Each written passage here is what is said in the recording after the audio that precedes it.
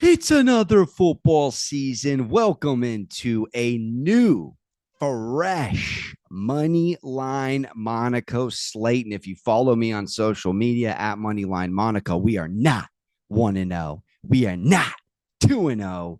We are 3-0 to kick off the football season. Make sure to follow me across all socials where most of my picks are played. Of course, the podcast is where you get the long form. And again, if you've been rocking with me, this is our incredible fifth football season doing this, and I had been above the rim every single football year. 5 picks a week.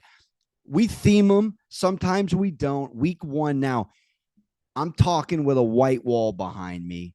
I'm moving in New York City this week. Absolute pandemonium. That's why the pod is coming at you on a Saturday, and I wanted to get it up early because I absolutely loved the underdogs to start the NFL season. The Cowboys with 8.5. Just too many points in a divisional dance, and everyone was just assuming Philly, with not a lot of turnover, was just going to roll through them because of the Parsons thing. Something like the Parsons trade, in a weird football momentum way, could bring a team closer. Now, on paper, you're not better, but Kenny Clark, half a sack, couple of big plays, and most importantly, a Brian Schottenheimer out the gate, incredible debut, at least on the offensive side of the ball.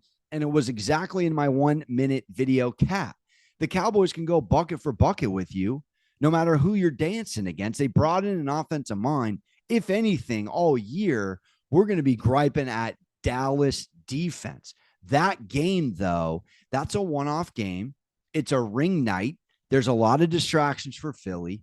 And again, these players, these coaches, they look for bulletin board material, very similar as we turn the page to the Chargers Chiefs. Everyone on the Chiefs, I mean, just absurd takes that the Chiefs at -3, -3.5, depending where you shop, we're just going to show up and show out.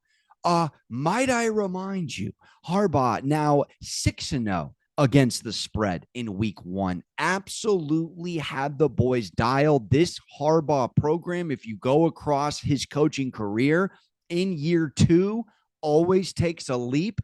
Justin Herbert, you can credit his new girlfriend. You can credit Jim Harbaugh on pounding his pads and coaching him up this entire tenure. Already, we are seeing Justin Herbert, and now everyone's coming around because that's what media does, as to this guy being a dude that can make a serious run and on any given Pacino Sunday, get it done.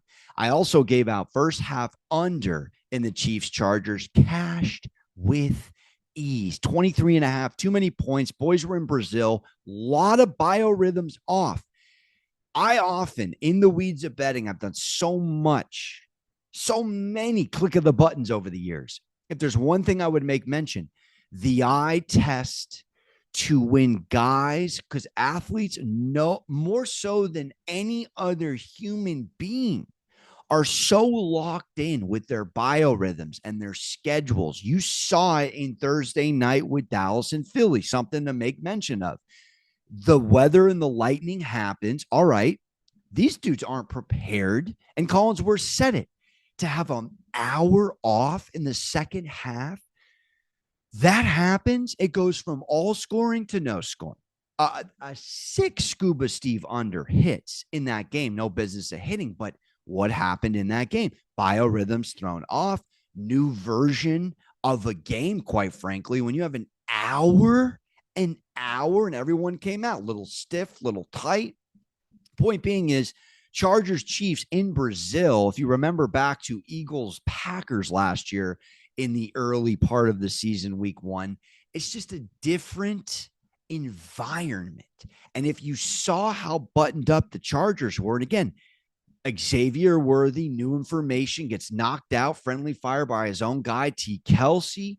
And next thing you know, a Chargers pass rush, Tart and the boys all over Patrick Mahomes, who actually played fairly well. But in all seriousness, in the world of betting, it's all about what you do next. I'm going to be concise with these picks. Normally I go a little longer, But again, I'm a moving lad on a Saturday. I'm over here like Costanza and a human heat pump. So I'm going to give the picks, obviously, a couple of reasons to why I like them. We're going to kick it off with one of my favorite bets on the board for the season, for the week. And that's the Bucks on the road as a divisional favorite. Now, I've seen it move a little this week, pending where you shop. And this show is not sponsored by a book, so you have the freedom to listen to me right now on the FanDuel Sportsbook. The Bucks are -1.5, -110, -120 on the money line. If you don't want to swallow the hook of 1.5 and you just want the Bucks to win, that's 120 down to win 100 for your casual better. But that's also 1,200 to win $1,000 if you're going a higher unit. So all that factors in the sense world. But I got to take, as you often hear me on the program, a high school, college campus, pick a upper underclassmen analogy here, cafeteria game. Give me the Baker Mayfield Bucks upperclassmen against Penix and the Falcons at home. And this is a hierarchy play. I'm peeling off and picking off teams with extra motivation. Now, everyone has motivation week 1, but I'm telling you, there are certain instances, Chargers getting dogged and dragged all week with the Chiefs, Cowboys getting chirped for the Parsons scenario. And what happened? Dog and dog. Now, I got to mention to you what happened last year before we give reason to the Bucks. And of course, I'm taking the favorite for this one. But we're coming off a regular season that was almost a one-off. It was one of the better seasons for favorites in the history of the league. Matter of fact, at 195-77 straight up, which was a 71.7% hit, that's the third best regular season since 1980 for favorites. 1980. And on top of that, road favorites going absurd 80-28 straight up. Re-gronkulous. So had to make mention of that because I'm going to be on a lot of dogs in the first few weeks of the season. Now, this episode, we got 2 dogs, 2 favorites, and a Scuba Steve under for you.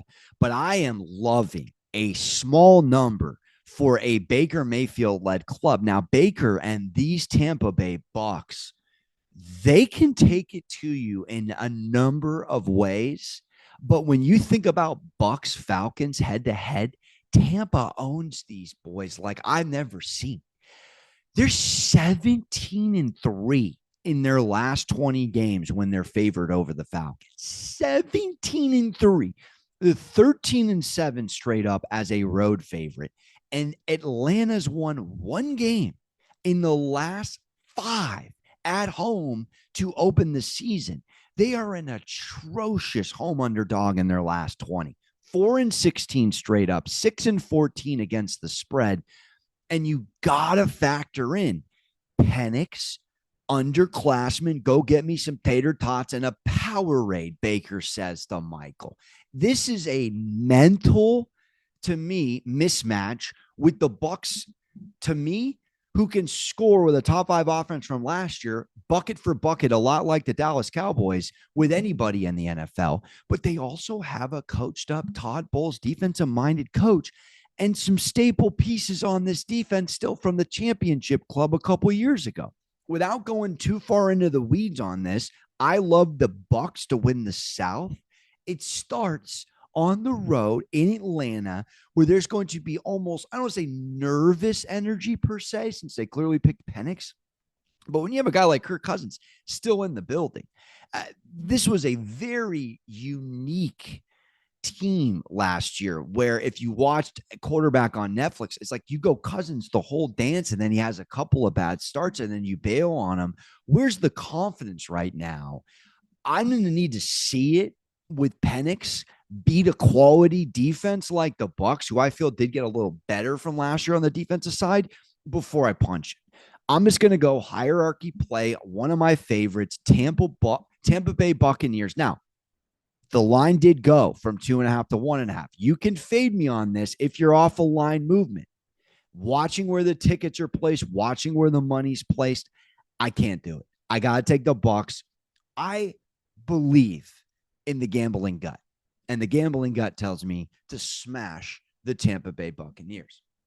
Now, we're going to go right to a road underdog, another divisional dance. And I'm getting 6.5 points. And yes, I'm on MSG. I'm on New York television. Sometimes I can be a bit of a New York.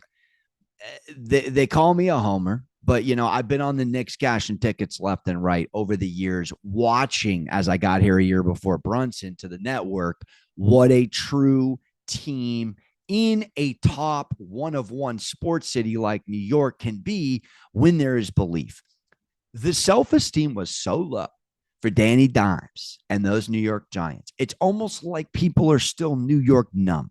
Like we're not realizing that this Giants overall personnel, which you got to credit Joe Shane as much as he blew it with Saquon, he came back around. And of course, he nailed it with the Neighbors pick last year and a couple others.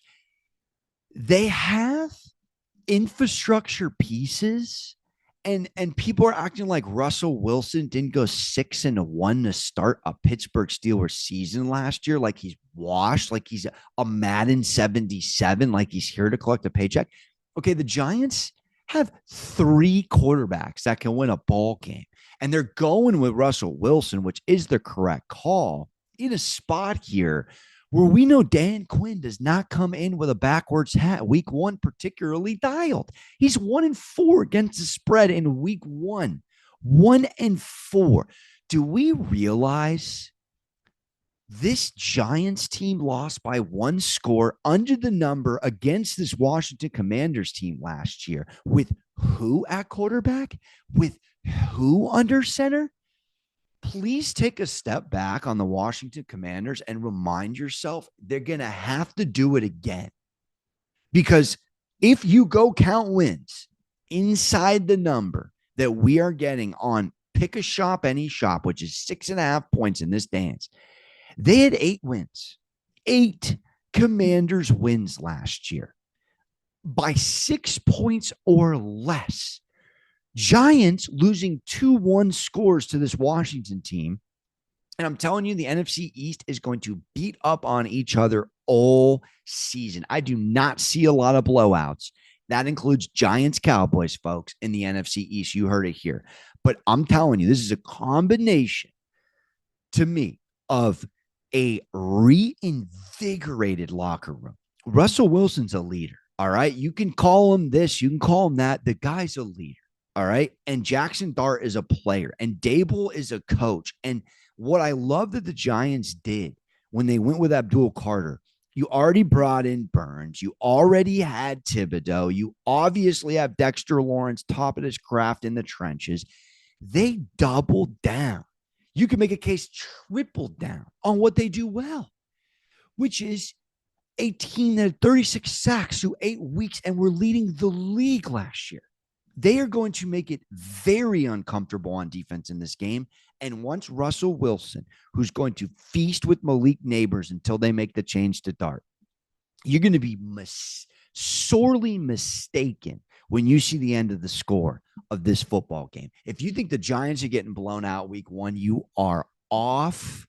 And I am telling you, if you hear this, it's not too late. The New York Football Giants, who I have the over on in so many more ways than one this season, daunting schedule. Thank you, Goodell. But they are, to me, a team in a league where everyone wants to try to be like those old school Splash Brothers NBA comp for you. Everyone wants to try to beat you with offense. Everyone's looking for a top 5 quarterback. They went with a veteran guy who knows how to win football games, and they doubled down on what they do well.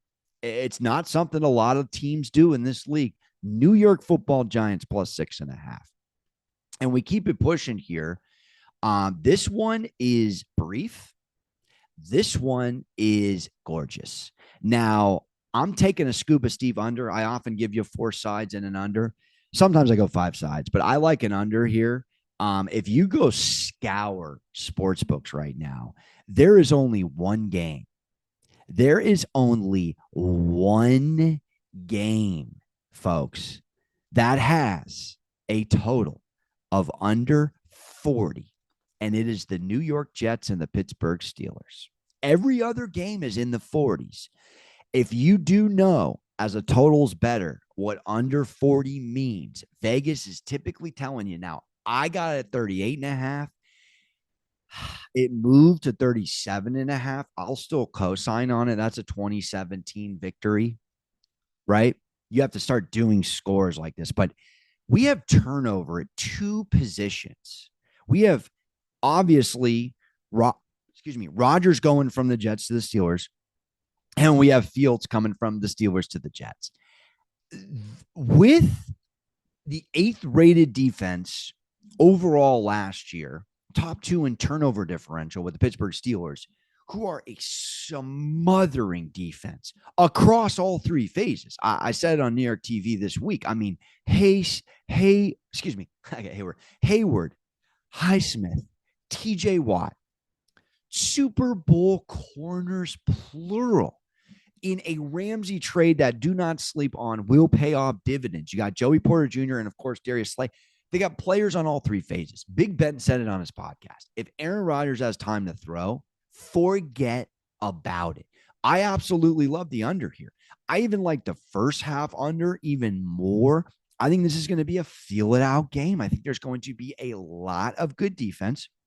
Now, you got an under at 19 and a half on the FanDuel Sportsbook. And Vegas is telling you this puppy is going to be chippy. It's going to be tight. And if you think about a stat that is incredibly startling when it comes to Justin Fields, he's 21-1 straight up. He's never won a ball game. 0-21 when his teams fail to score more than 20 points. Well, I hate to break it to you. This team is likely not scoring 20 points. Now, home dog, Jets +3, you can make a case as a nice spot, kind of to be contrarian. I don't want to touch a side here. I do lean Pittsburgh if you're asking me, but the whole world likes Pittsburgh. So if you are being sharp here, you can go look at sharp money on the Jets with the points, and the line hasn't really moved all week. And you're also having to swallow juice at -122 to take the Jets with the 3, as opposed to even money on the Steelers -3. And it screams a little Chargers Chiefs as far as just the line and just watching it throughout the week. But the total has been bet down. And when the line moves down on the only game that's under 40, now I'm telling you, I'm reading a little bit of the lines here, but I'm also doing the eye test. And it's 2 new quarterbacks that might take a whole game to get comfortable. I don't see this being a high-scoring affair. We got the under as we keep it pushing for 2 picks left. This is a plug the schnoz. I can't believe I'm doing it play. Now, I scour a lot of content. I do a lot of research, and I listen to a lot of people.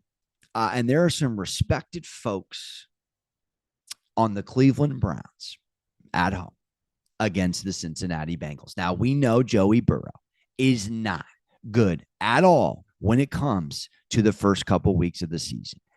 It is worth mentioning morale for Cincinnati football is higher than it otherwise normally is. I mean, they finally go out and retain assets. They pay players. They paid T. They paid Jamar. They gave a $16 million bump to Trey Hendrickson for 1 more year. That should make a Joe Burrow happy. You would like to think. But there's just something in Joe Burrow's energy where he just can't play against Cleveland. So he has been abysmal. He's 1-9. 1-9 in the first 2 weeks of the season.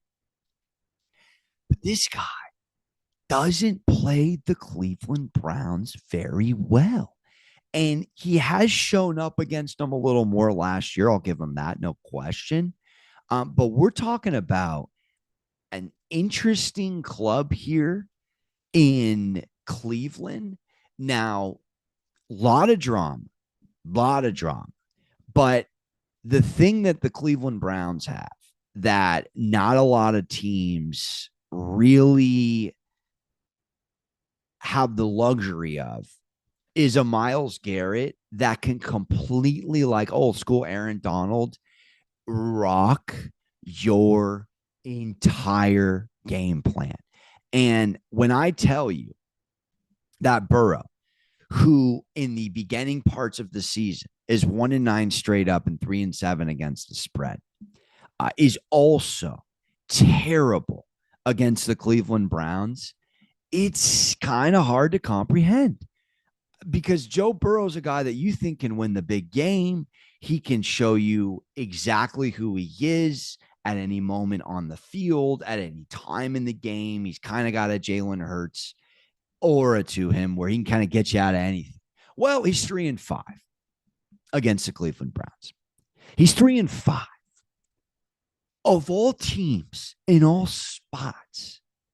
Just trust me on the number.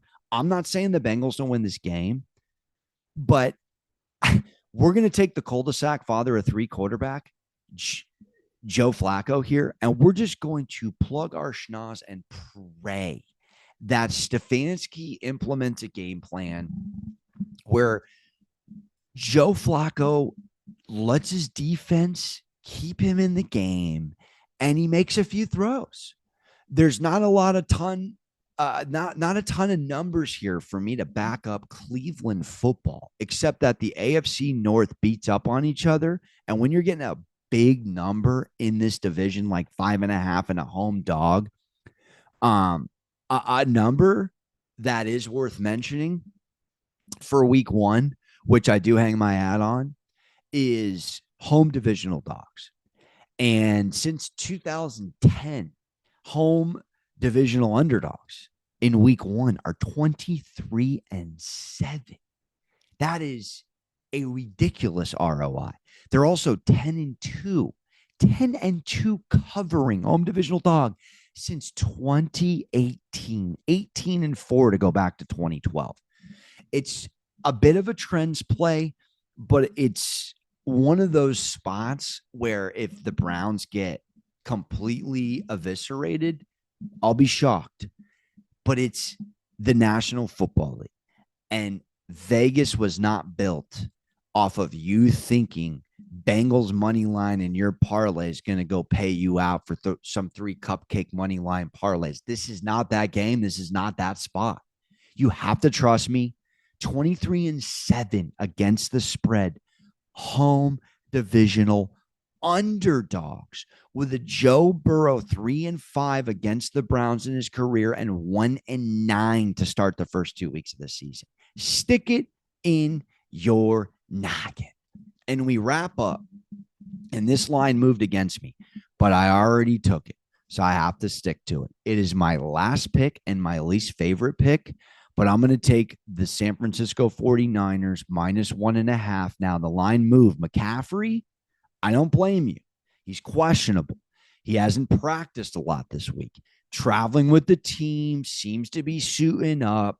Obviously, they have Brian Robinson Jr. Brian Robinson Jr. is a player, man. That's a guy who has a nose for the end zone, who runs hard. And let's not act like PFF still doesn't have the Niners as a top 12 offensive line. Yes, they lost some key pieces on defense. But can you remind yourself that this team knows Sam Darnold's tendencies? They gave him his second life. He didn't even see the field in San Francisco except for garbage time spots. But that doesn't negate the fact that they know this guy. It's a tough place to play, yes. This is one of the worst offensive lines in the NFL, the Seattle Seahawks. And it's Sam Darnold. And if the Niners beat the brakes off the Seahawks, which I don't think they will, but if they do, would you be that shocked? Truly. This is new Sam Darnold in a new environment. DK Metcalf, not there. Tyler Lockett, not there. I mean, to me, this is a get back year for the Niners. And yes, Jawan Jennings is banged up. I mean, they're rolling out. Not a lot. Ricky Pearsall's going to eat in this game. But Kittle, you still have some pieces, and Purdy off 4,000-yard season where he finally gets paid. To me, I think we have the better coach, we have the slightly better personnel, and we have a team that is expected to hit the ground running. The line tells you it may be a Seahawks win outright. I'm not saying I'm on the right side. I'm telling you I'm on the right side for the Browns. I'm telling you I'm on the right side for the Bucks, even though that line moved against me.